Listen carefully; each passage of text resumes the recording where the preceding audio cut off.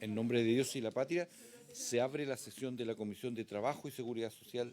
¿Previsión social es esto? Previsión social, yo le digo seguridad social, no sé por qué. Está bien, está mejor.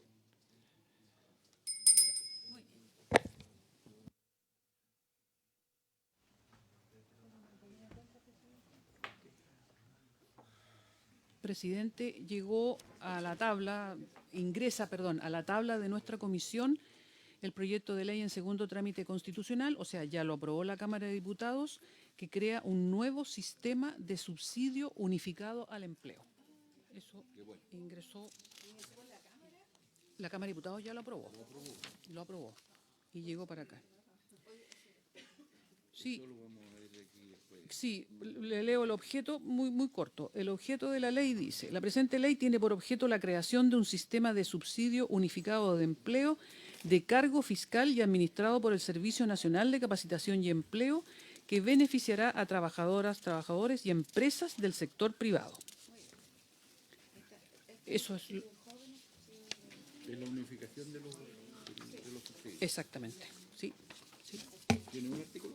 No, es eterno, es un proyecto largo. Yo saqué solamente los primeros artículos. Y yo lo voy a probar así como está.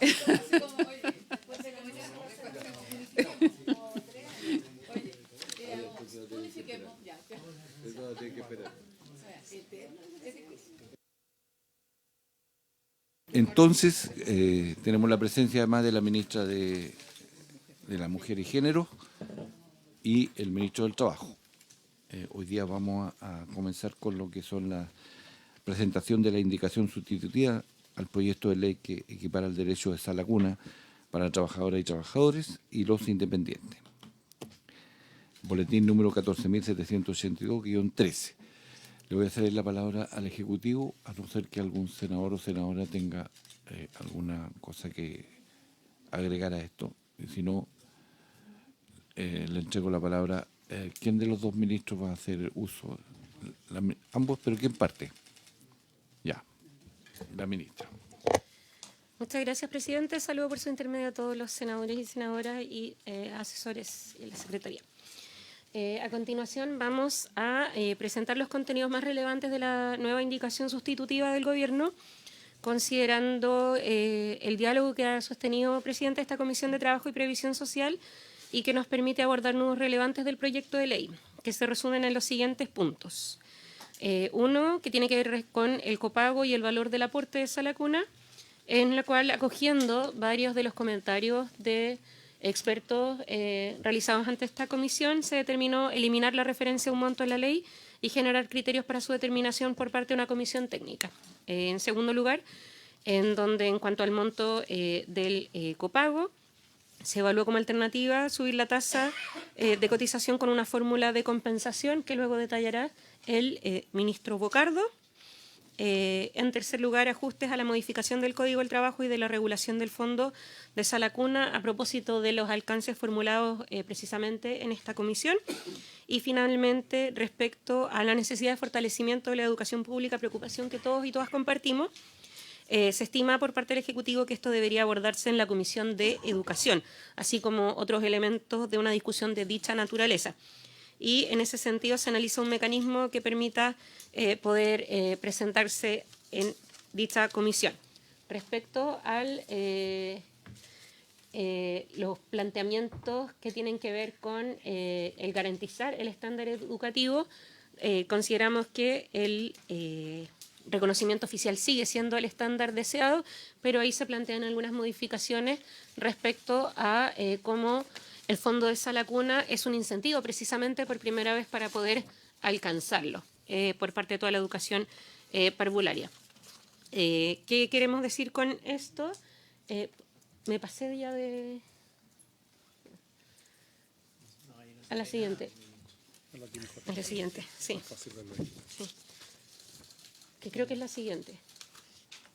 Eso. Por favor, ya me pasé. Así es. Bueno, respecto al derecho de sala cuna, en este punto, primero no hay innovación en cuanto al fondo, que es que se equipare el derecho a sala cuna tanto a hombres como a mujeres, eliminando que este sea exclusivo para ellas y también eliminando el mínimo de estas para que proceda. También se aplica a aquellas personas trabajadoras a quienes se haya otorgado mediante resolución judicial el cuidado personal de un niño o niña menor de 2 años. El empleador va a poder cumplir, al igual que en la actualidad, con una sala cuna propia en conjunto con otros empleadores o financiando la sala cuna a la que el trabajador o trabajadora lleve a sus hijos o hijas menores de 2 años. Y esto incluye aquellos establecimientos que reciben aportes regulares del Estado. Las salas cuna deben contar solo con reconocimiento oficial y no se requerirá otro tipo de autorización adicional como establece la legislación actual. Se fijan, y en esto también acogemos varios de los comentarios hechos para mayor precisión, porque, insisto, en la redacción propuesta inicialmente por el Ejecutivo no había exclusión, pero sí acogiendo la preocupación señalada, se fijan normas de transitoriedad para la implementación de estos cambios y el plazo de entrada en vigencia del derecho se ajusta con dicho fin para poder abarcar inquietudes que tenían precisamente que ver con la autorización de funcionamiento. Respecto al derecho a sala cuna, se innova respecto al artículo 204, que establece la regulación de qué pasa cuando hay un padre y una madre o existen 2 o más empleadores, más bien obligados simultáneamente respecto a un mismo niño o niña, y entonces se define que deberá cumplir aquel que tenga contratado al trabajador con la jornada más extensa. Y si las jornadas son idénticas, corresponderá al trabajador a cuyas expensas viva el niño o niña. Esto a propósito de comentarios que se hicieron en esta comisión, presidente, sobre el potencial de judicialización o desacuerdo, buscando establecer mecanismos claros y más bien imparciales respecto a cuál es la carga del cuidado. Con todo, también se habilita la posibilidad de acuerdo entre las personas trabajadoras involucradas. Lo anterior, eso sí, se va a aplicar en caso de que una de las personas trabajadoras se encuentre ausente del cuidado del niño o niña, siguiendo otras fórmulas regulatorias, como ya ocurrió en la ley SANA. Le doy la palabra, presidente, si usted lo autoriza, al ministro Bocardo. Gracias. Bien, muy buenas tardes, senadoras, senadores, a todos los equipos técnicos también de esta comisión. Como señalaba la ministra Orellana, el objetivo de esta indicación sustitutiva lo que busca es recoger las distintas observaciones que se hicieron de la sociedad civil, los gremios, de los parlamentarios, parlamentarias, y hay un esfuerzo bien significativo de parte del Ejecutivo de poder hacernos cargo de esas observaciones.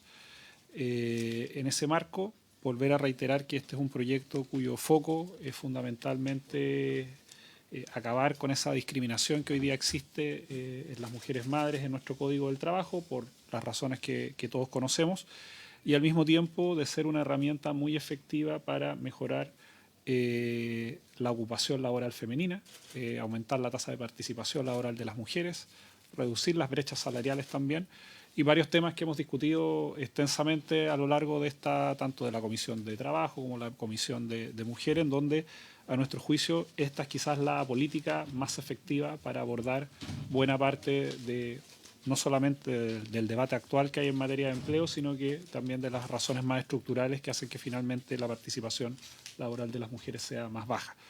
De ahí la importancia que le hemos dado y de ahí también valorar la disposición de dar este debate, porque entendemos que es de una prioridad relevante. Dicho eso, además de las indicaciones que modifican el Código del Trabajo en las materias ya señaladas, uno de los elementos centrales para que el empleador pueda cumplir con esta obligación que tiene de proveer del derecho a sala cuna es el establecimiento de un fondo. Ese fondo tiene como objetivo contribuir al financiamiento exclusivo de las salas cunas obligatorias para empleadores y trabajadores independientes, debiendo ser establecimientos que cuenten con el reconocimiento oficial del Estado.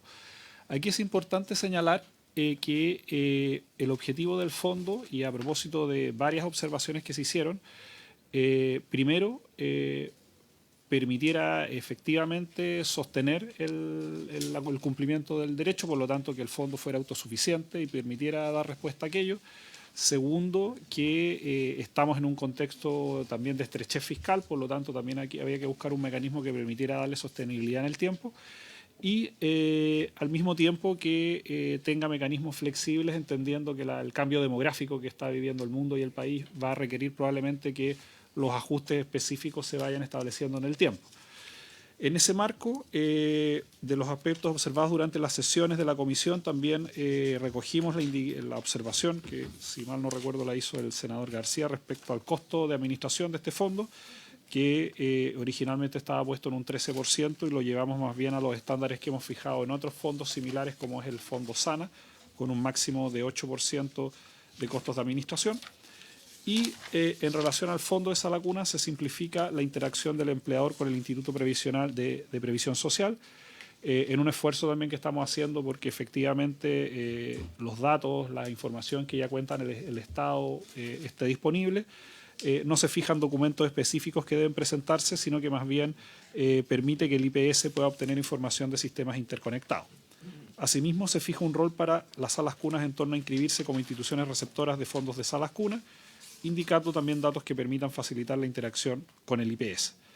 Y se mantiene la dictación de un reglamento que permite regular aspectos más operativos de los procesos asociados a la solicitud del aporte, la verificación del cumplimiento de las condiciones, el pago de la sala cuna, entre otros.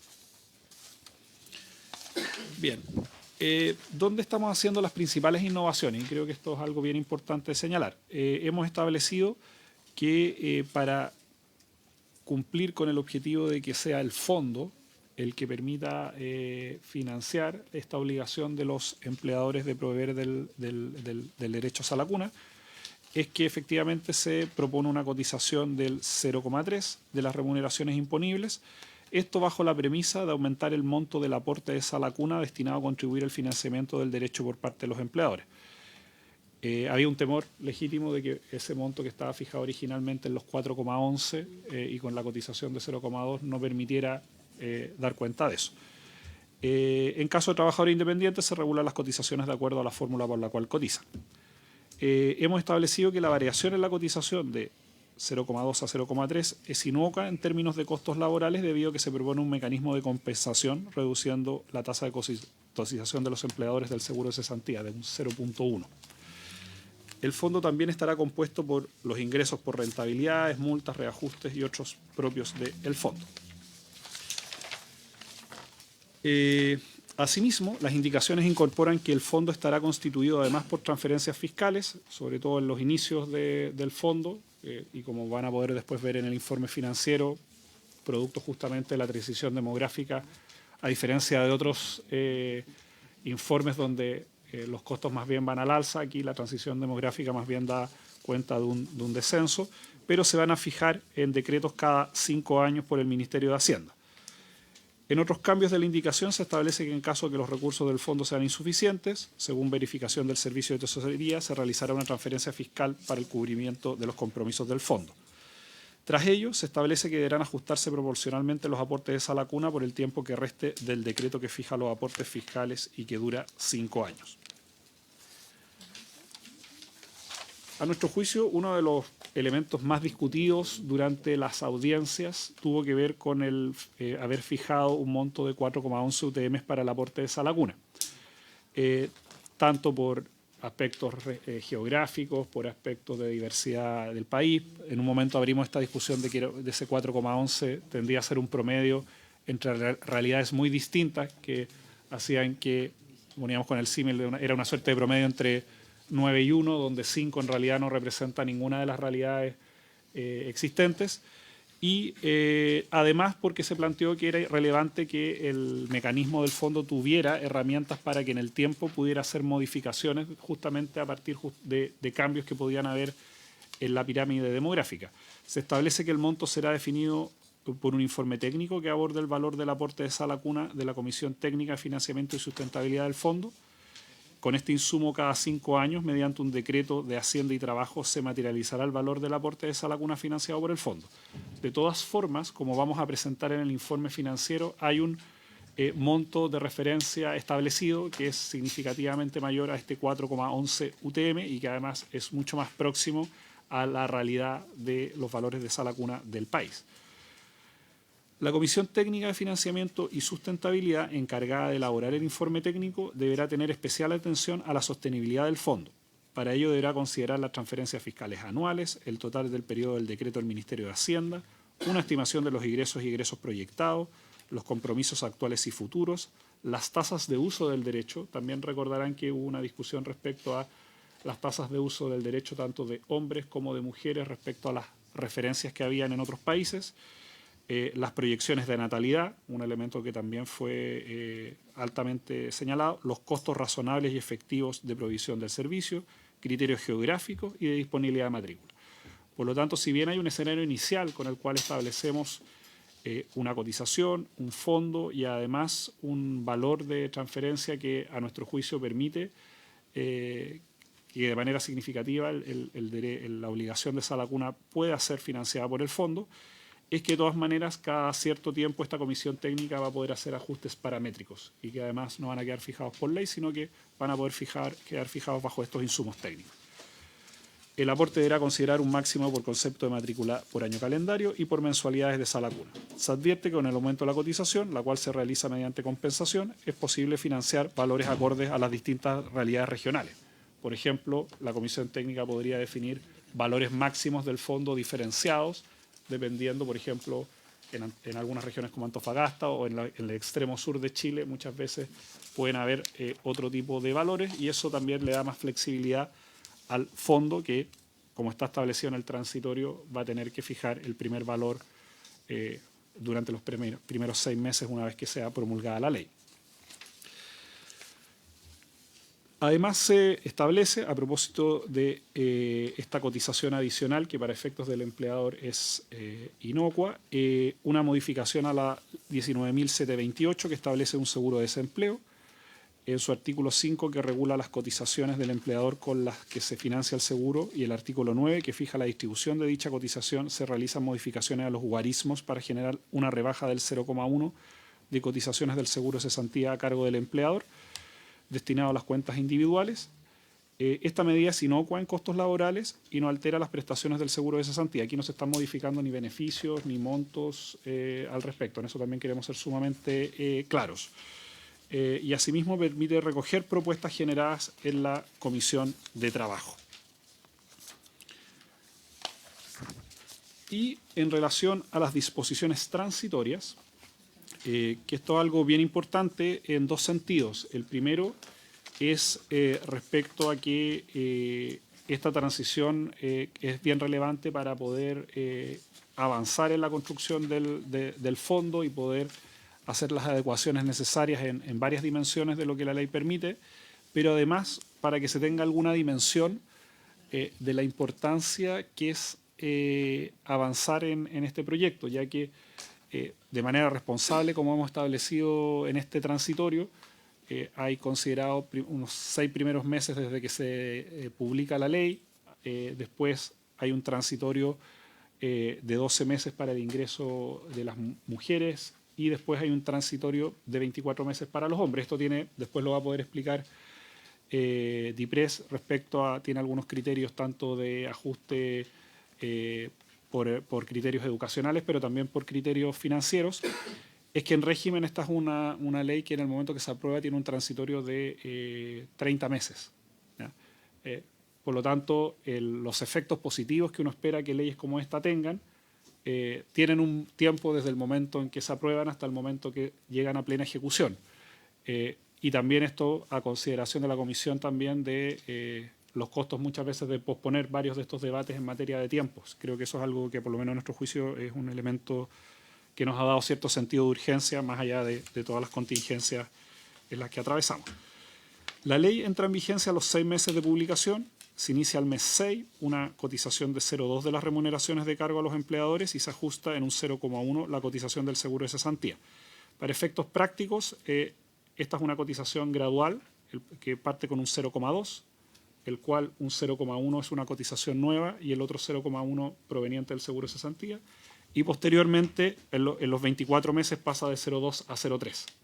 Por lo tanto, esta gradualidad no solamente está pensada en términos de que el aumento de la cotización es gradual, sino que el primer 0,1 es a cargo del empleador, nueva cotización del empleador, el otro 0,1 proviene del seguro de cesantía y recién en el mes 24 entra el tercer 0,1. Entonces eso también tiene una gradualidad considerando a los empleadores.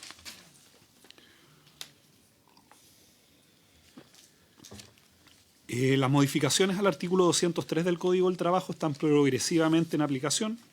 La totalidad de las mujeres tendrán el derecho a la vacuna desde los 12 meses de la publicación y los hombres a los 24 meses de la publicación de la ley. Para efectos de las formas de cumplimiento del derecho a la vacuna y del resguardo del estándar educativo, se advierte que además del aumento de los tiempos de transición del artículo 203, ya que aquí hay 6 meses desde que se aprueba la ley y 12 meses más desde que entra en vigencia con el ingreso de las mujeres, estamos hablando de 18 meses para la entrada en vigencia del primer grupo, se combina una medida directa al Ministerio de Educación que mediante decreto a dictar dentro de los 30 días siguientes a la publicación de la ley fijará prioridad en la resolución de procedimientos para obtener reconocimiento oficial de los establecimientos que funcionen con autorización de funcionamiento, con el llamado AF. En ese sentido, se abordan preocupaciones formuladas en la comisión, asumiendo el estándar al que actualmente están obligados por el artículo 203. Se debe considerar que tendrá al menos un año respecto del momento en que se aplica el derecho a la vacuna a todas las mujeres y de 2, producto de la aplicación de todos los hombres. En el plazo de 6 meses de publicación de la ley deberán dictarse los reglamentos necesarios para la implementación de la ley. Solamente para finalizar, antes de solicitarle al presidente si puede tomar la palabra Dipres, es que nos gustaría refrendar que en este paquete de indicaciones estamos haciéndonos cargo, o esperamos habernos hecho cargo de los lineamientos más gruesos que tenían que ver con el fondo, con aspectos relativos a poder garantizar que el fondo financie de manera efectiva la obligación del empleador. Segundo, dotar de mayor flexibilidad el fondo de Salacuna con esta comisión técnica para que no haya un monto fijado por ley, que además, como se va a presentar en el informe financiero, es considerablemente más alto que el que estaba definido en el primer paquete de indicaciones. Y tercero, mecanismos para que efectivamente se pueda acelerar la entrega de reconocimiento oficial, entendiendo que eso también es una demanda que se ha planteado de manera importante. Entendemos también que pueden haber casuísticas de mucho tipo. Creemos que si al menos los pilares más importantes del proyecto quedan recogidos en las indicaciones, va a haber un espacio para que podamos conversar de esos elementos. Y como lo señalaba ya la ministra Orellana, también nos parece que aspectos relativos a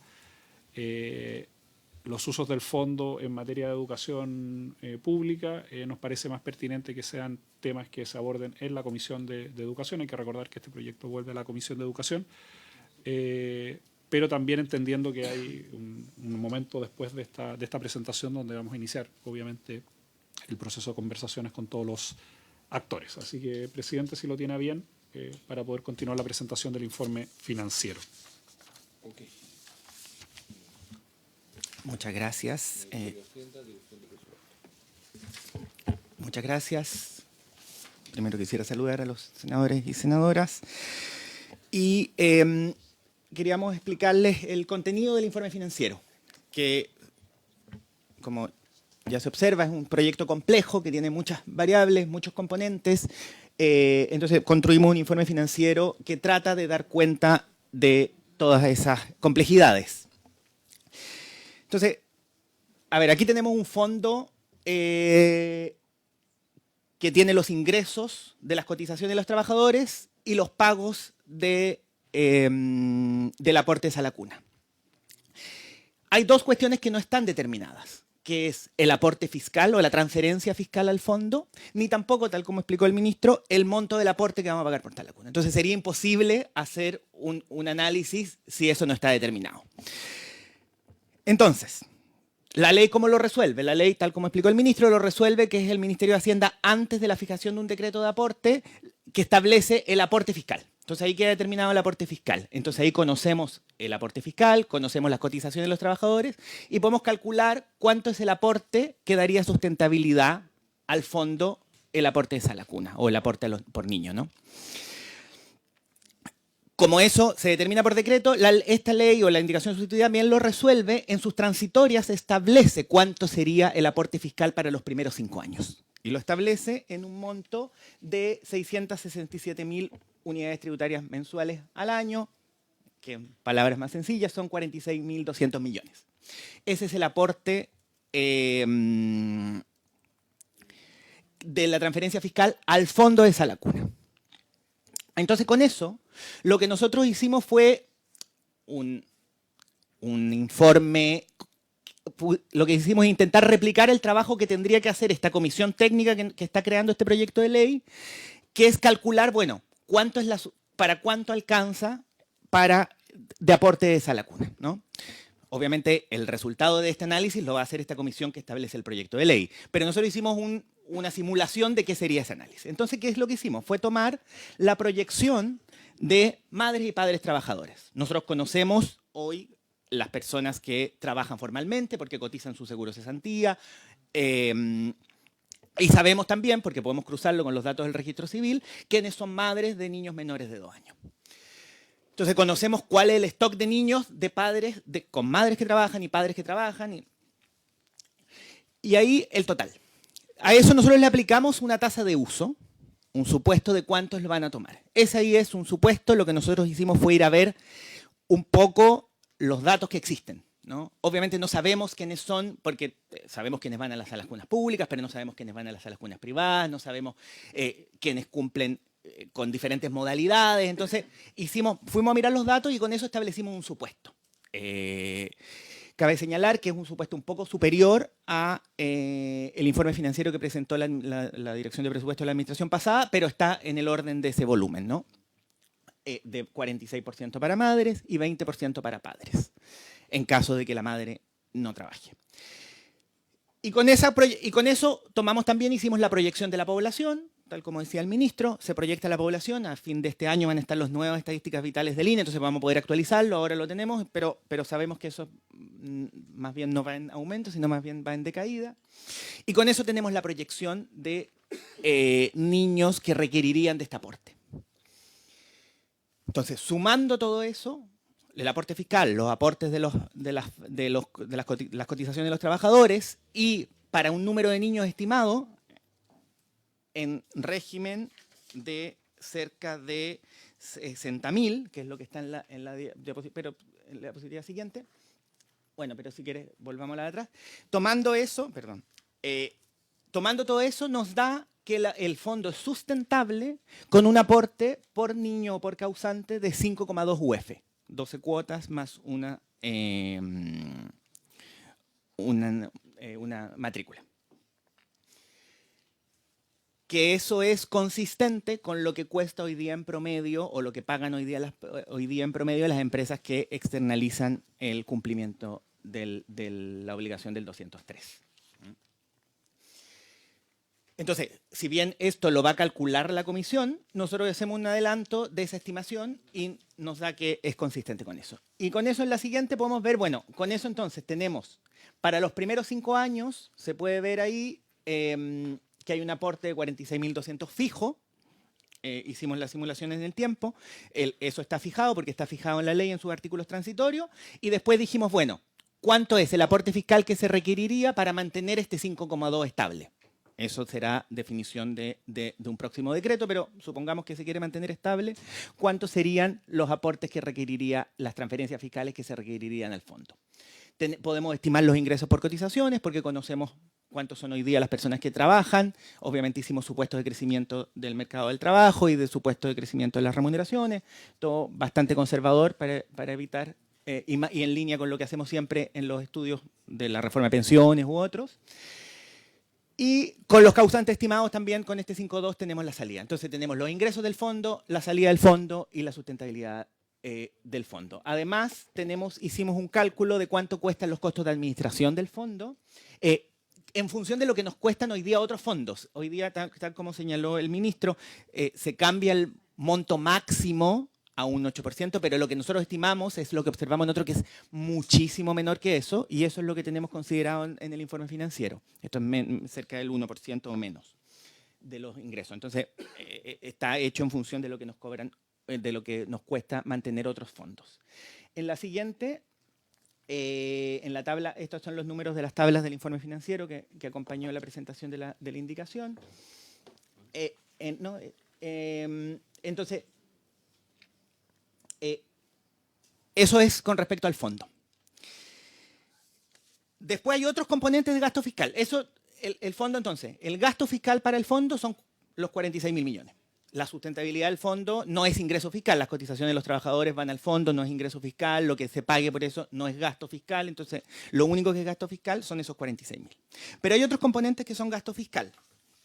Esta obligación, la ampliación de la obligación o del derecho a padres, en el caso de los trabajadores públicos, lo que hace la indicación es obligar al Estado a proveerse a la cuna tal como lo hace hoy día con las madres. Entonces eso va a ser un mayor gasto para el Estado.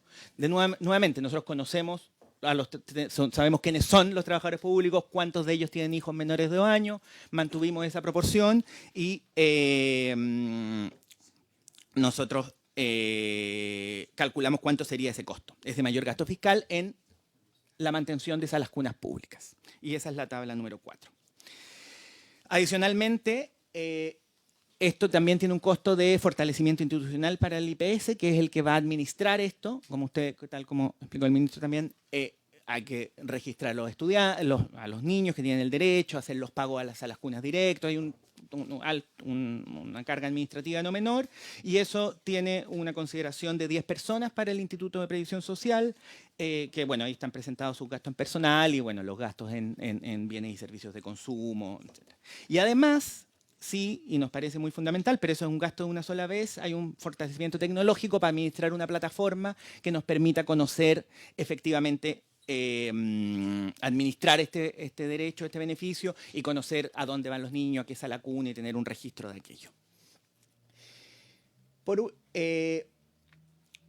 último, hay efectos en los ingresos fiscales.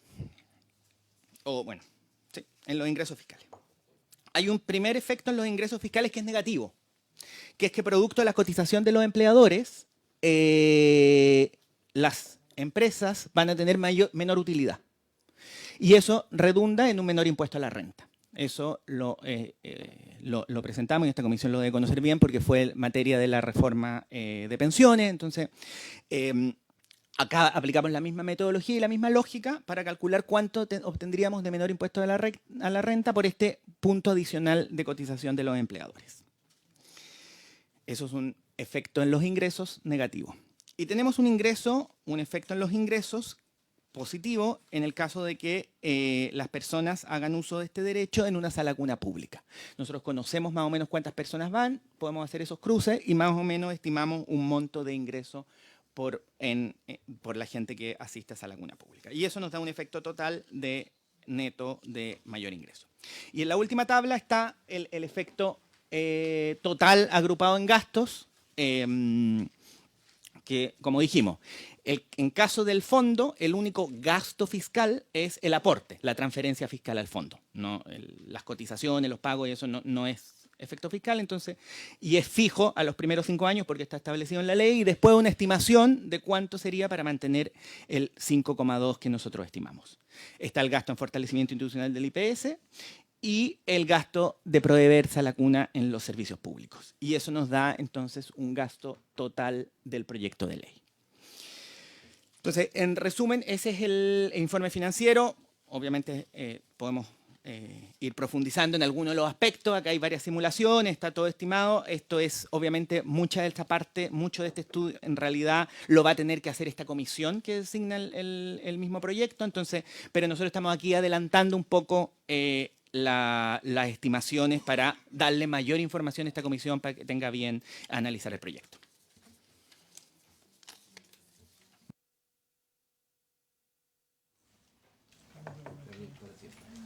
Con la palabra respecto de la exposición, podría no haber votación, no quiera tomar conocimiento de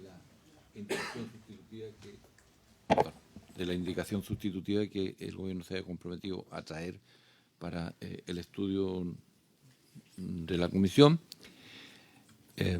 Así que sobre esto ofrezco la palabra, preguntas, dudas. José García Rubinot.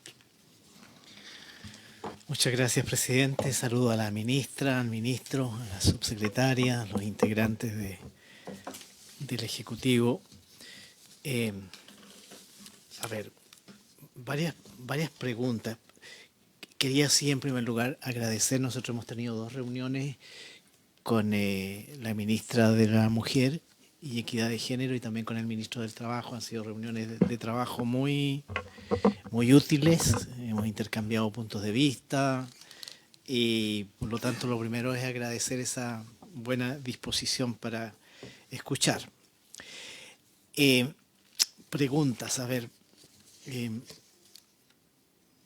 Lo primero que quería consultar, o mejor dicho, pedir, si hay algún estudio de impacto en el mundo del trabajo sobre la mayor cotización.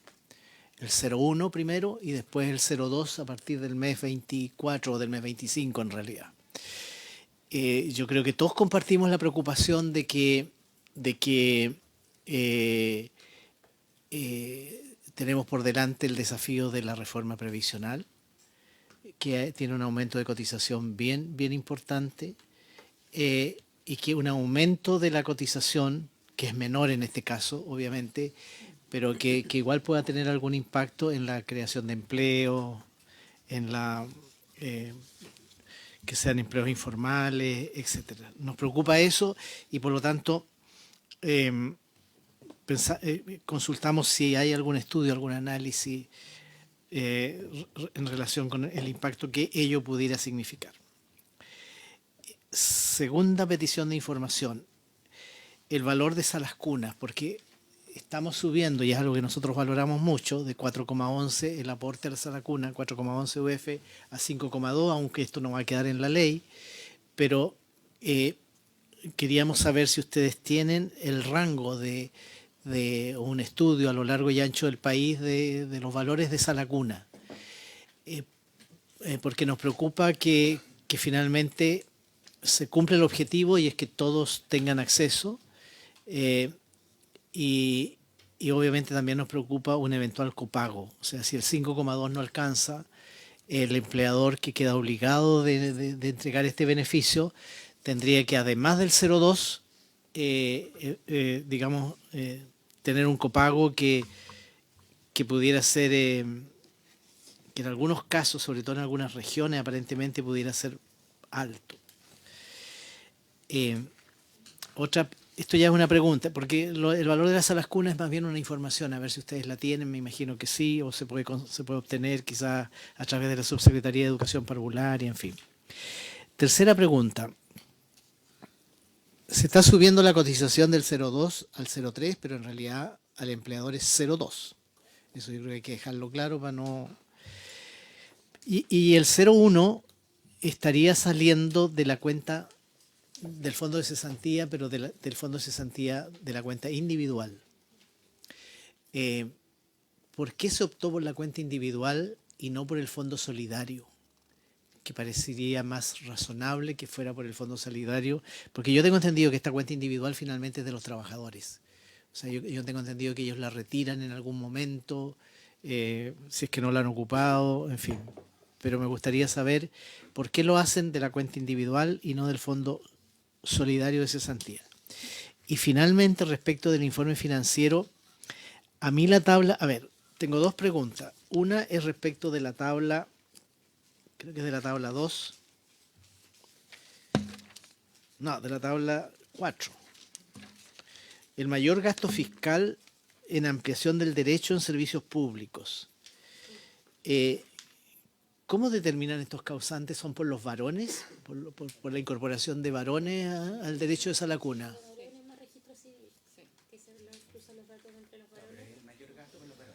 Ya, porque no son muchos, estos son 1.539, 1.524, eso es verdad. Un 20% lo que estimaron. Sí, pero es harto poco. Ya.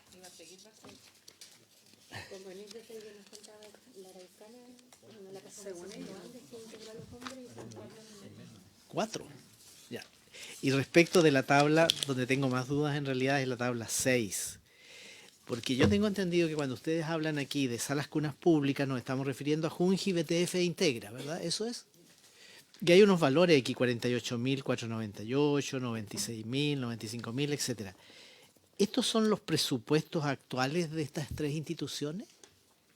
¿Qué valor es este? Porque al final, como que la conclusión que a uno le queda es que esto, lejos de producir un mayor gasto fiscal, estaría generando un mayor ingreso fiscal. Porque si yo tomo los mayores ingresos,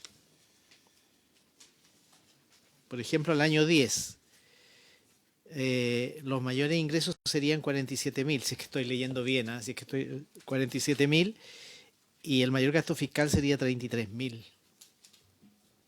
Entonces significaría que a partir del año 10 o quizás un poco antes, habría un mayor ingreso fiscal y no un costo fiscal. Sería bien importante saber si la interpretación que estoy haciendo es la correcta o no. Yo termino con lo siguiente, presidente. Mire, estuvimos leyendo los requisitos para obtener reconocimiento oficial y los requisitos para obtener autorización de funcionamiento. Y son los mismos, no hay diferencia. Entonces a mí me parecería mucho más razonable que habláramos de ambos, o sea, reconocimiento oficial o autorización de funcionamiento. Salvo que ustedes nos den algunas razones, pero así de momento no veo. Y esto ha generado harta preocupación, porque muchos piensan que a quienes están con autorización de funcionamiento los vamos a excluir. Y yo he escuchado a la ministra, al ministro, y sé que la intención no es excluir, pero la lectura que se hace es que se estaría excluyendo y que la norma de que el Ministerio de Educación va a dictar una resolución que va a permitir que la autorización de funcionamiento se transforme rápidamente en reconocimiento oficial, la verdad es que consideramos que no es un gran avance. Y dado que no hay ninguna razón, o sea, no hay en los requisitos que se exigen para obtener el reconocimiento oficial versus los requisitos para la autorización de funcionamiento, no hay diferencias, y no las hay, pensamos que debiéramos optar por ambos instrumentos. Eso, presidente. Gracias.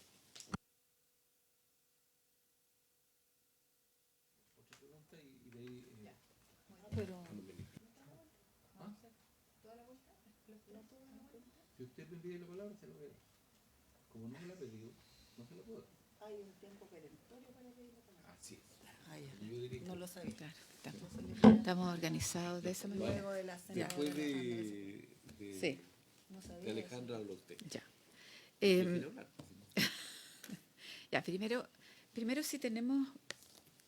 Yo primero agradecer el que pudieran estar conversando, ¿no es cierto?, con la oposición en esto, porque yo creo que es muy relevante habernos dado el tiempo para llegar a un acuerdo en esto, ¿no?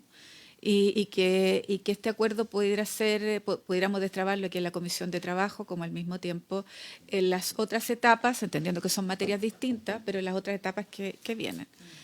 Y yo creo, para circunscribir de las otras etapas que vienen en educación. ¿Qué cosas hay que ver en educación para tenerla clara dentro del proceso? Porque si hay algo que a mí me complica siempre es las atribuciones excesivas que te toma Hacienda, por ejemplo, que revisa el proyecto completo y no revisa lo que le corresponde. De la misma forma como educación pueda revisar el proyecto completo y no lo que le corresponde solo a educación, ¿no? Entonces, un poco para que nos pudieran delimitar o nos pudieran enviar algo por escrito para saber esto y tenerlo claro, ¿no? Lo segundo, si podemos medir el impacto de esto, más allá de lo que plantea hoy día la DIPRES, ¿no? Un poco esta relación que nos contaba la ministra en las primeras sesiones, ¿no? Un punto de mujer que entra, ¿no es cierto?, que a mí me encanta decirlo permanentemente, un punto, ¿no es cierto?, que entra al trabajo es 0,4 en el PIB. Entonces, si pudiéramos enlazarlo también, ¿cómo creen que va a ocurrir esto? ¿Qué es lo que va a ocurrir en el Producto Interno Bruto? ¿Qué es lo que va a ocurrir en el empleo de la mujer? Si tenemos alguna simulación en eso. Segundo, a mí me interesa, porque estudiamos la reforma previsional, si tenemos algún efecto en el fondo, en el seguro de cesantía. ¿Cómo estamos resguardando eso? ¿Cómo se está mirando? Porque igual vamos a quitar, ¿no es cierto?, el 0,1, y qué es lo que pasa, ¿no es cierto?, con el resguardo de los trabajadoras, pero además porque incorporamos también ahí una patita de la reforma previsional.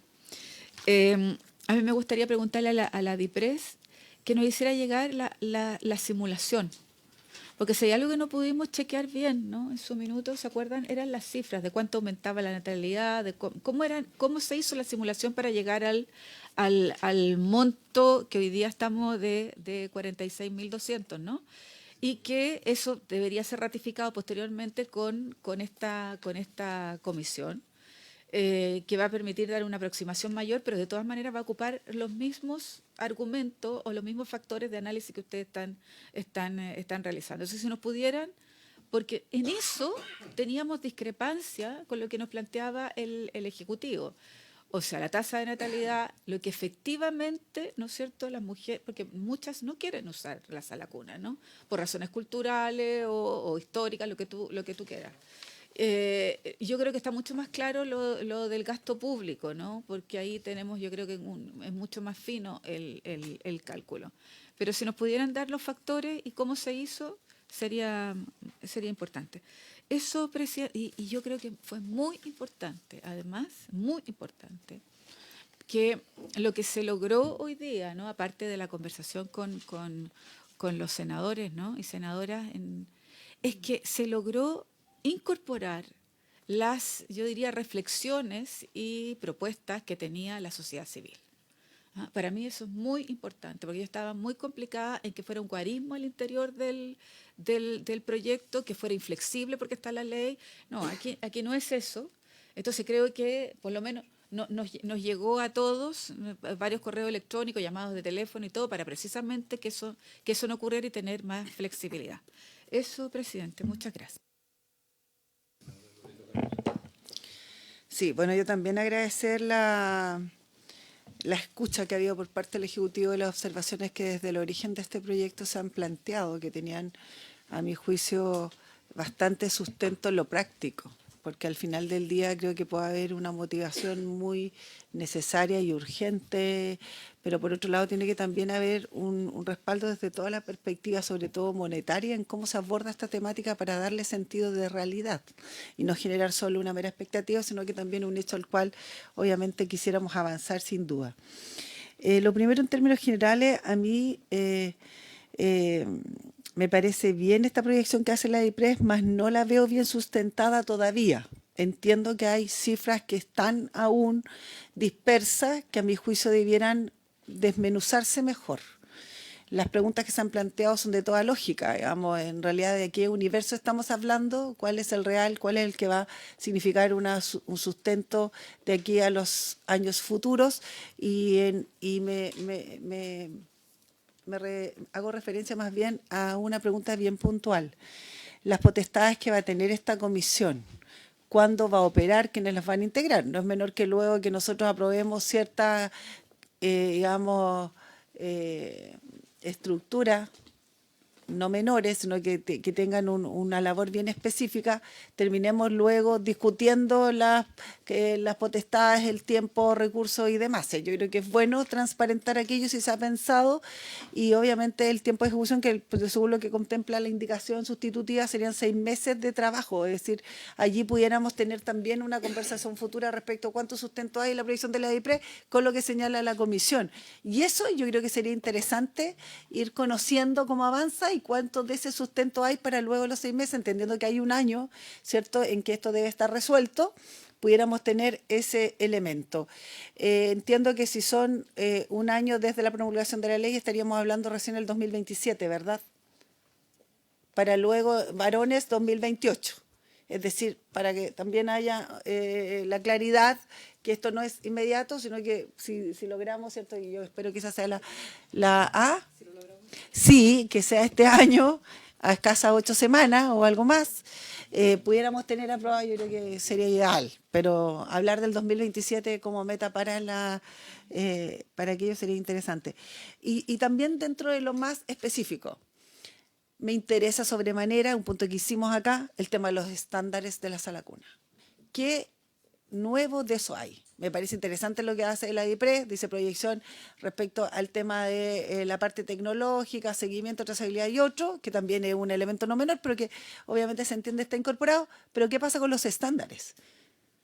O sea, ampliamos cobertura, generamos más posibilidad de aquello, pero todavía no tenemos registro oficial y tenemos las dudas gigantes entre qué ocurre con el permiso o más bien la habilitación de operación, más el registro. Creo que a mi juicio no son dos cosas iguales. O sea, no es lo mismo que me habiliten a, no sé, hacer algo a que de verdad esté incorporado en un registro con ciertas condiciones básicas, elementales, estándares mínimos a cubrir. Y ahí entro a la última pregunta para no extenderme más, presidente, en qué ocurre en este caso y en especial, un tema que nos cruza y que a mí me preocupa mucho, que son las manipuladoras de alimentos. O sea, significa también a mayor cobertura, mayor incorporación de fuerza laboral permanente, institucionalizada, cuando tenemos una pata coja, a mi juicio, que tiene que ver con esa implementación humana que es necesaria, que hoy día hace bastante aguas, y lo quiero expresar en términos negativos en este aspecto, porque hay una sobrecarga de trabajo, hay sobre todo condiciones y competencias que se les exigen y que hoy día nos vemos la misma referencia a propósito de la discusión del presupuesto, que vamos a tenerlas aquí nuevamente, y ustedes lo sabrán. En este año, también en este mes se cumple su aniversario, en donde creo que hay que también tener una referencia, y yo la pediré de manera particular. Me da un poco lo mismo y lo sincero, que sea en educación, o sea, acá, pero creo que es una fuerza laboral femenina que tiene que ir de la mano con lo que viene y sobre todo en esta materia. Eso yo me quedo, presidente. Gracias. Ofrezco la palabra. ¿Quién del Ejecutivo va a responder las preguntas?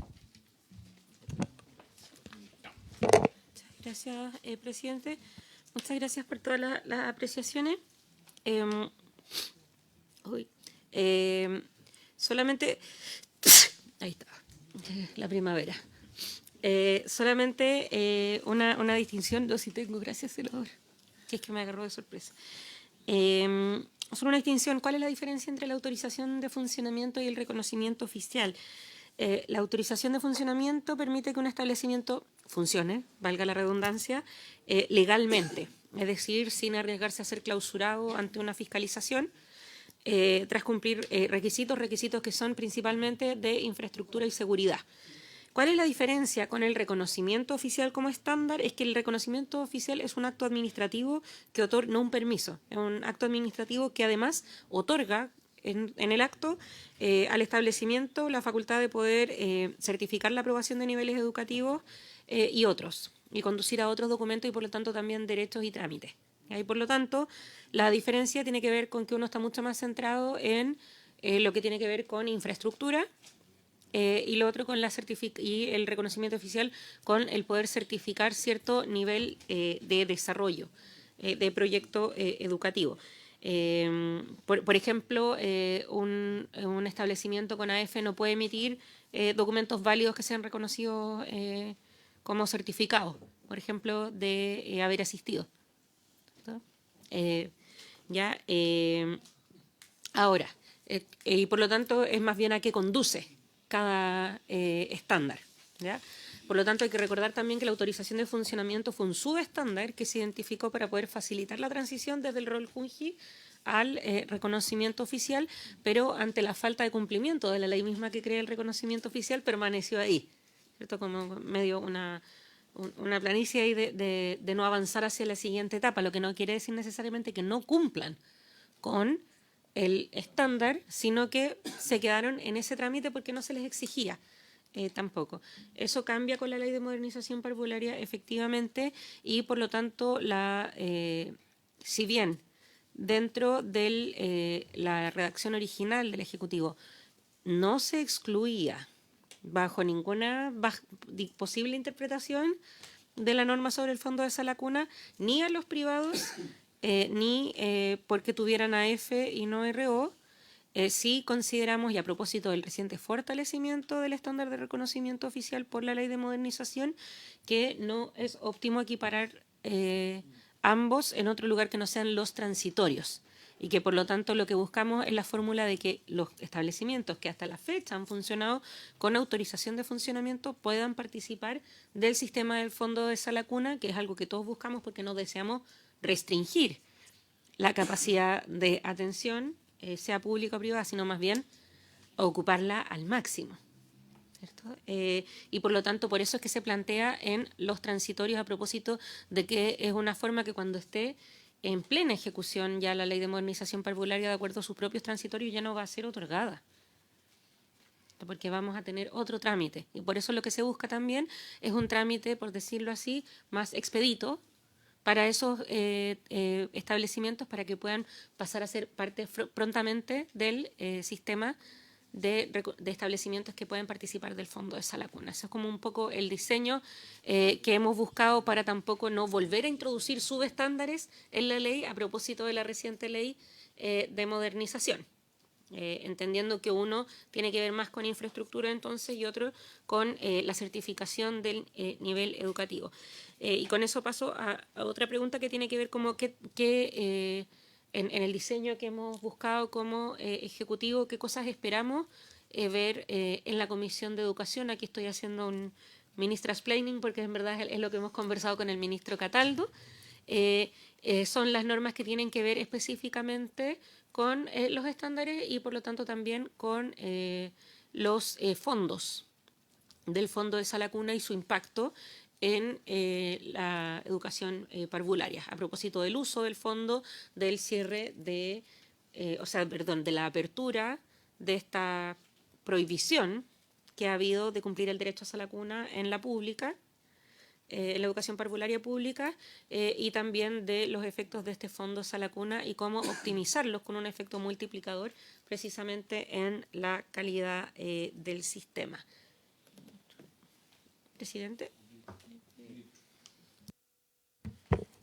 Sí, varias preguntas. Hay temas que solamente podemos enviarle los datos después por oficio para que tengan todos, empatemos información, pero porque son varias preguntas al respecto. La primera respecto al 5,2 y los valores de las sala cuna. Ahí vimos en la comisión habían distintos informes, estudios. Nosotros utilizamos los datos de la ENCLA 2024. A propósito de la discusión que teníamos ayer en la ley de presupuesto en la mixta, de lo importante que es la ENCLA para la toma de decisiones de política pública.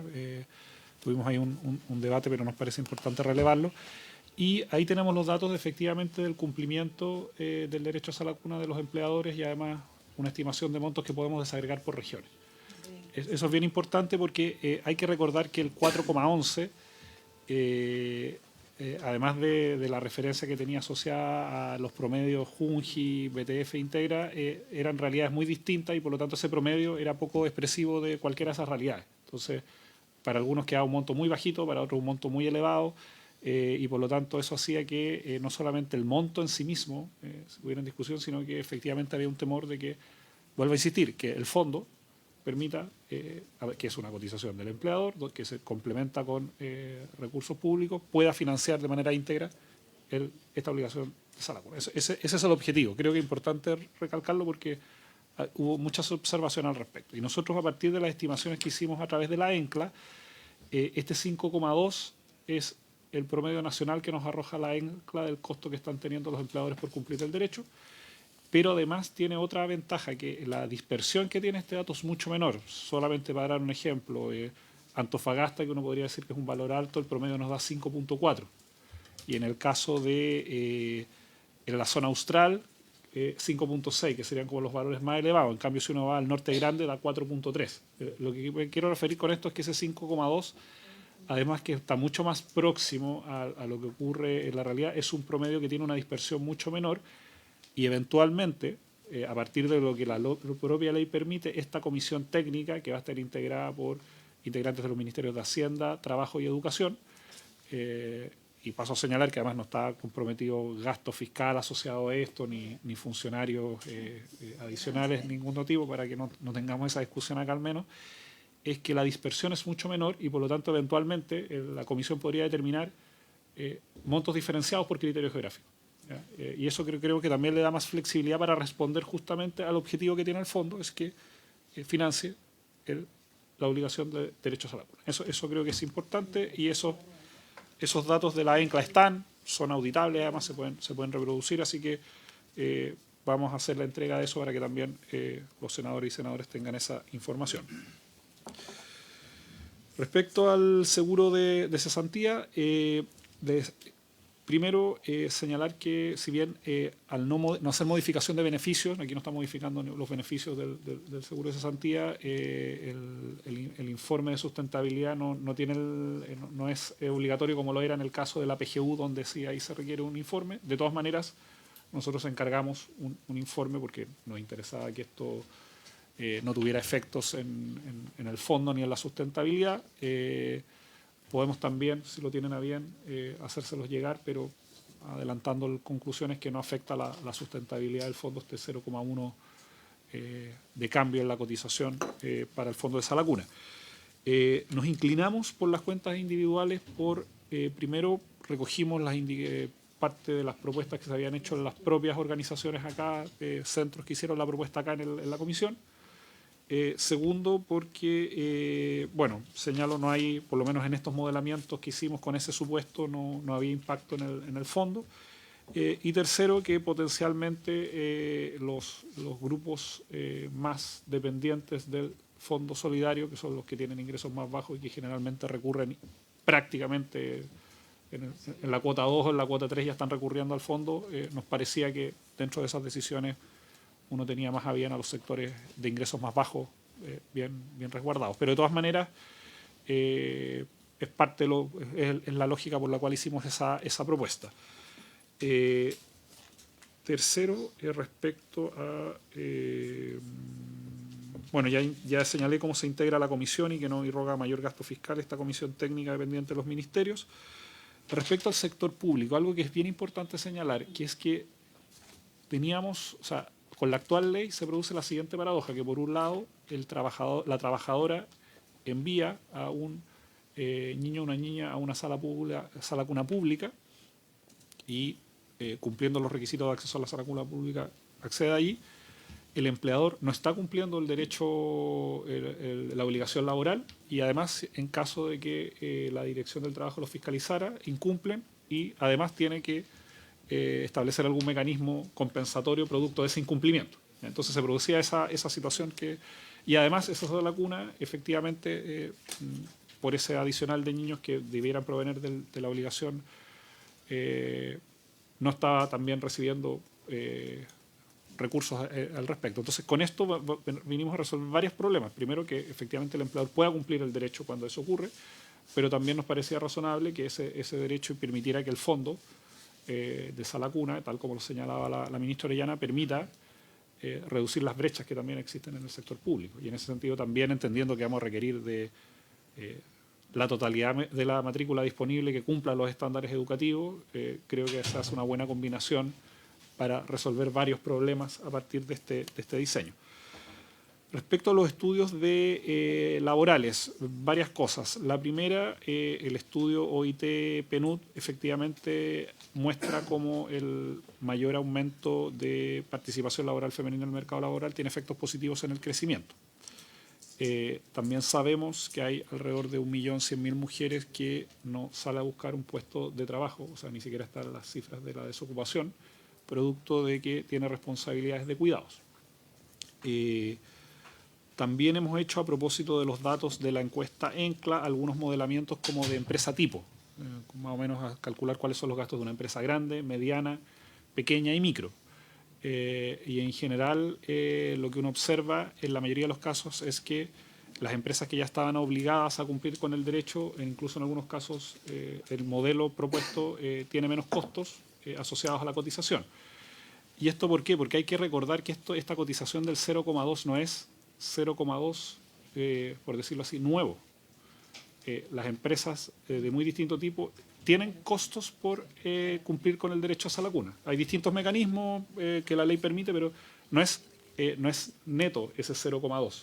Ya hay un gasto en el cumplimiento del derecho a sala cuna que está establecido.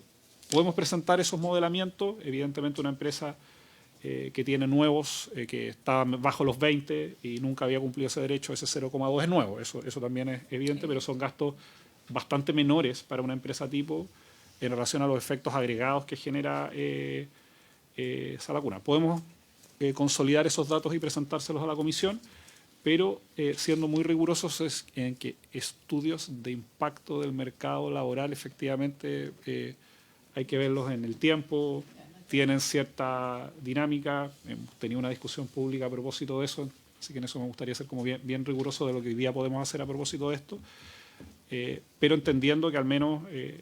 y un último efecto que creo que también es importante considerar es que el componente remuneracional asociado a este mayor costo también se reduce de manera importante. Hay algunos estudios que se han hecho en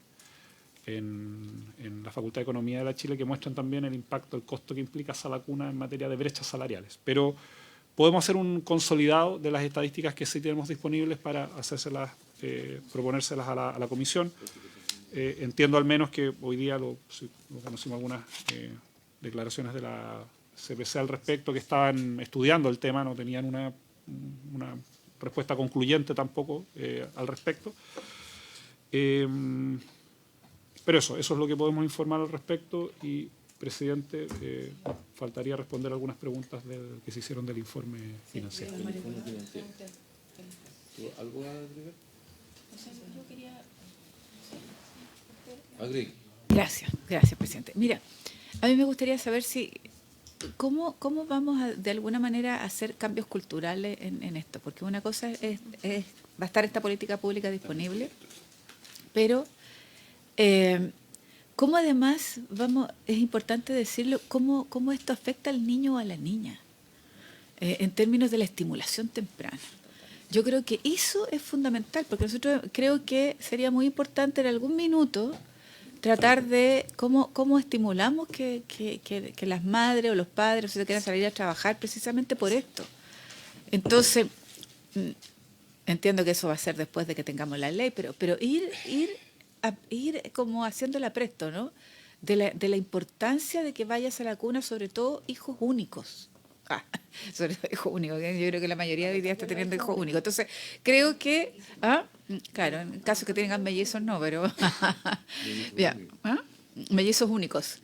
Entonces, creo que si nosotros publicitamos esto de la estimulación temprana en los niños, no es un cambio solo laboral, sino puede haber un cambio, ¿no es cierto?, en generaciones futuras, en términos de esta estimulación, ¿no es cierto?, que no se recibe cuando, a lo mejor sí, pero generalmente cuando está en la casa solo.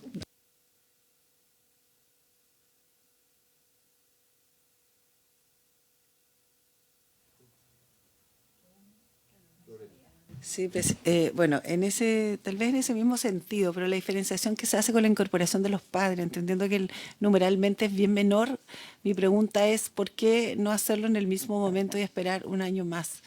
¿Cuáles fueron los criterios que se tuvieron visto para esa distinción? Porque efectivamente nuestro bien último son los niños incorporados a este sistema. Entonces, me parece que hay una suerte de discriminación en ese contexto, entendiendo que nuestros objetivos son ellos.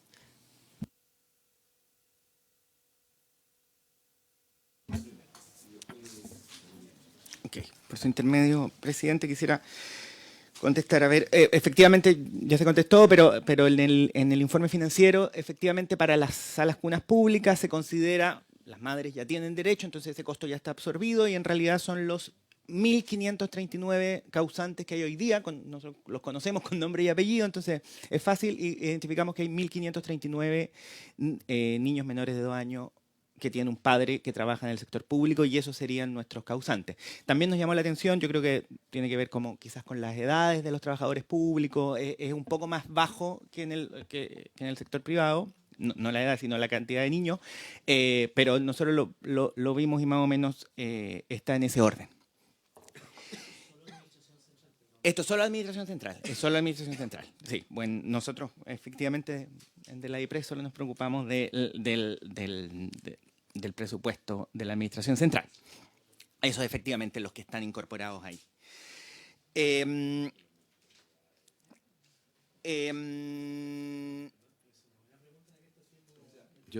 Lo que tenemos que tener claro que, perdón la interrupción, pero estos 1.539 niños y niñas son de la administración central. Acá no se ha considerado todo lo que es el mundo municipal, que deben ser, o sea, bastantes más, y eso también están agregados al costo de los presupuestos municipales, me imagino.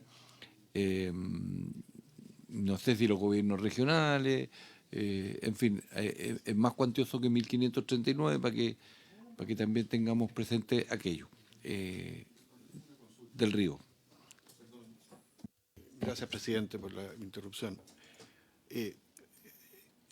¿Cómo funciona el sistema de cotización por los trabajadores en el sector público, pensando en aquellos trabajadores que son un grupo minoritario, pero que son códigos del trabajo en el sector público?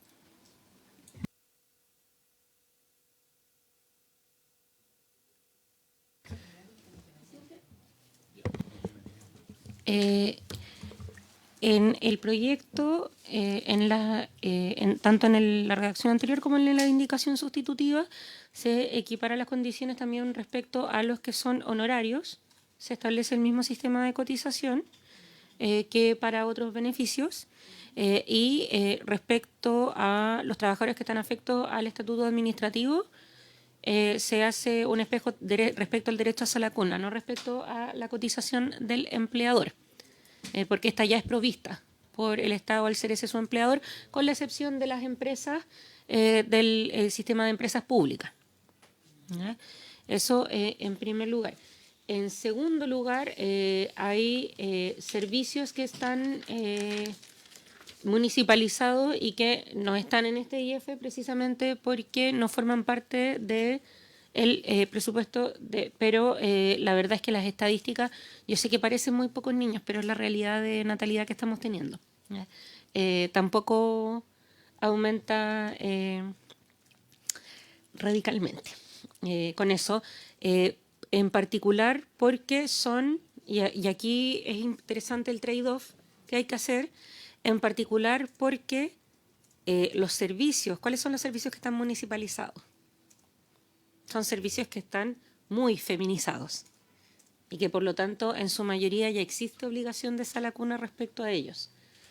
Lo que pasa es que esa se suele cumplir mediante otros mecanismos ante la imposibilidad de cumplir con la oferta pública y ante la falta de oferta privada pertinente a la zona. ¿Ya? Y de hecho eso es algo que nos han expuesto con mucha claridad, por ejemplo, gremios como la Confusam, de los problemas que tienen para poder cumplir. Y se me había quedado, perdón, senadora Carvajal, por su término, presidente, la pregunta sobre las manipuladoras de alimentos. Hay un elemento acá que tiene que ver con la progresividad del ingreso al derecho a salacuna que nos permite ir modulando los efectos también en el sistema de educación parvularia. ¿Por qué? Primero, por el transitorio que establece que quienes ya están cumpliendo el derecho a salacuna en un sistema van a continuarlo hasta que se extinga el derecho, es decir, el niño o niña cumple 2 años. Porque, digamos, yo como me pongo en mi vida anterior de madre no autoridad, estaría bastante enojada si me dijeran que porque cambió la ley tengo que hacer todo el proceso de acostumbramiento a la salacuna de nuevo, ¿cierto? Entonces no es óptimo ni desde la perspectiva del niño ni desde la red de cuidado, ¿cierto? Entonces está ese transitorio. Eso nos permite que haya un delta de niños que ya están actualmente en cumplimiento del derecho a salacuna que siguen. Y también los transitorios respecto al ingreso de hombres y de mujeres. Y en ese sentido, para nosotros también es importante recalcar que trabajadoras como las manipuladoras de alimentos se ven, de hecho, beneficiadas por este proyecto porque ha sido una larga demanda de ellas. También el poder tener acceso a las redes de cuidado y educación parvularia, porque muchas de ellas trabajan también en empresas proveedoras que son de menos de 20 trabajadoras y que son proveedoras de los servicios a nivel local y que por lo tanto actualmente no cuentan con esta garantía. Así que en ese sentido, y que van a poder incluso muchas veces acceder, son ironías de la vida, pero de la legislación actual, muchas veces sus hijos están desprovistos de la posibilidad de poder asistir a los jardines en los que trabajan. Así es. En su caso. Pero en particular, el proyecto, y de acuerdo a las cifras que hemos revisado antes, no debiera involucrar una mayor carga per se a lo ya existente, por las modulaciones por un lado, que involucran los transitorios, y por otro lado porque ya hemos constatado que hay una demanda en particular en 2 años, de 0 a 2 años, que porque tendemos a verlo también respecto a los otros niveles del parvulario, pero acá estamos hablando solo de 0 a 2 años, donde la carga de la manipulación de alimentos es bastante menor. Tienen menor, ¿ah? Digamos que hay una parte de la alimentación complementaria, me refiero, que es más simple en el menú.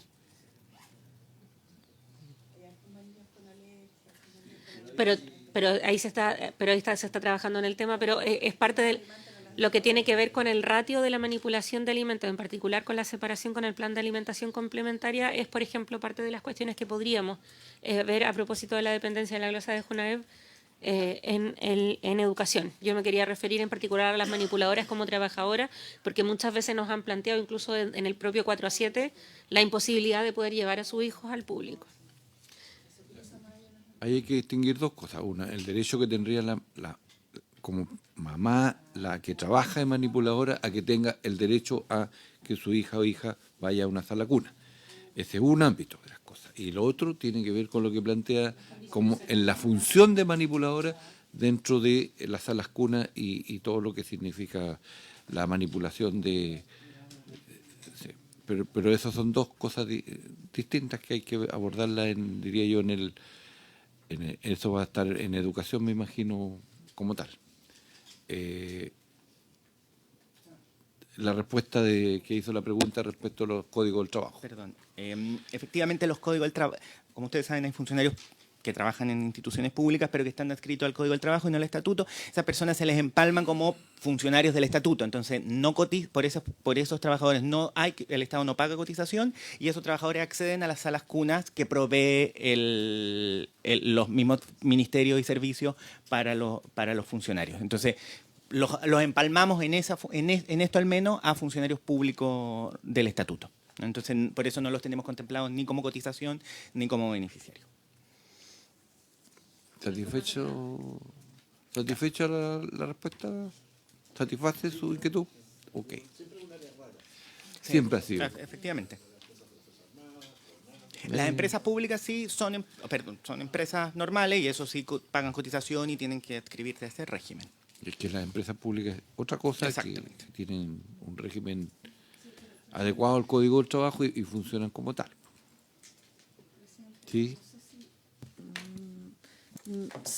No sé si lo consideran, pero la pregunta que hice respecto a la incorporación al año 2 de los padres, la diferenciación. Sí, lo pondríamos de esta manera. Tuvimos que conciliar muchos objetivos en el diseño. Por un lado, la construcción del fondo de sala cuna. Si ustedes observan, los primeros 6 meses hay un transitorio, después en el año empieza a activarse la cotización. El fondo tiene que ir construyendo como en un símil que lo hicimos en la cotización del FAP, tiene que ir construyendo una primera base del fondo. Hay que establecer los tiempos de adecuaciones necesarias, también que el sistema de sala cuna esté preparado para esa demanda y por lo tanto también además porque sabemos que hay una también gran cantidad de hogares monoparentales donde las mujeres madres que trabajan en empresas con menos de 20 mujeres hoy día están excluidas de ese derecho. Entonces, en esa combinación de objetivos y además con las limitaciones fiscales que tenemos para este año, terminamos cruzando todas esas variables y nos parecía que, yo lo pensaríamos de la siguiente manera, senadora, por su intermedio, presidente, que construir este nuevo fondo de sala cuna y la extensión del derecho para padres y madres tiene una transición de 2 años. Eso es básicamente, y si uno lo piensa en régimen, en 2 años y medio ya vamos a tener el sistema completamente en régimen y para conciliar todas estas variables construimos una gradualidad que ya hemos tenido en otros proyectos de ley donde son necesarias para poder avanzar, pero entendiendo que hay ciertas limitaciones de este tipo. Los 6 meses para que, desde que se aprueba la ley, 6 meses para que se empiece, para que entre en vigencia, 12 meses para que ingresen las mujeres, 24 para los hombres, eso da 30 meses, 2 años y medio. 2 años y medio. Sí, en último, porque la discusión respecto a quienes entraban en la transitoriedad fue intensa, porque como bien decía el ministro Bocardo, habían distintos objetivos que conciliar, pero en ese sentido, y ahí me pongo el sombrero del Ministerio de la Mujer y Equidad de Género, para nosotras era un motivo también de justicia que fuera el total de las mujeres trabajadoras primero, con las que se terminara con la exclusión por el tipo de empresa en el que trabajan, antes que a los padres, siendo defensoras y promotoras de la corresponsabilidad. Sí, por supuesto que hay un impacto diferenciado respecto al tener un hijo, que es el hecho físico del embarazo y el parto. Y ese costo sabemos que impacta a lo largo de toda la vida y por lo tanto nos parecía que es un motivo de justicia el primero terminar con la transición hacia todas las madres trabajadoras para luego pasar a los padres en un plazo que de todas formas he acotado. Un comentario, tal vez mi intención al formular la pregunta no está en hacer discriminación per se. Efectivamente hay condiciones que las conocemos, sobre todo las mujeres, que hacen abordar ciertas políticas públicas con prioridades. Pero tal vez la intención de aquello es poder mirar y hacer un esfuerzo mayor desde el Estado, desde el punto de vista financiero, para incorporar a todos en el mismo momento. Hacia allá iba la intencionalidad y tal vez descartarla por alguna razón, pero tal vez ese esfuerzo pudiera también mirarse, a propósito de lo que pueda compararse luego con el tema de la precisión de los datos, sobre todo económicos. Eso. Hemos presentado, o el gobierno ha presentado, el Ejecutivo, la indicación sustitutiva, está para el estudio de cada uno, y el próximo lunes nos reuniríamos de 13 a 14:30 acá. ¿Por qué acá? Porque los senadores, la mayoría está dentro del proceso de discusión del presupuesto en las diferentes subcomisiones. Usted no se preocupe, sabemos dónde va a estar, que le vaya muy bien. Nos sentimos representados por usted. Así que agradecemos eso. Y yo le pediría a la secretaria que viera cuáles son los artículos que no están siendo sujetos de modificaciones, y eso los podamos partir entonces revisando para poder avanzar. En el intertanto se están entonces despejando las dudas o concordando o afinando las redacciones para poder avanzar. Si efectivamente queremos lograr lo que hace un rato planteó la senadora Sepúlveda, la incorporación plena de la mujer al trabajo, y eso tenga un impacto en el PIB y por lo tanto mejoramos los ratios de la economía con esto y de paso la empleabilidad, bueno, este proyecto tiene que despejarse y tiene que aprobarse, a mi entender, para ser contribuyente a eso. Si no, habría una incoherencia gigantesca entre nuestros discursos y cuando tenemos que tomar decisiones dilatamos. Así que por lo menos yo voy a hacer todo el esfuerzo y les pido eso para que avancemos en aprobar el proyecto. Habiéndose cumplido el propósito de esta sesión para la que fue convocada, esta se levanta.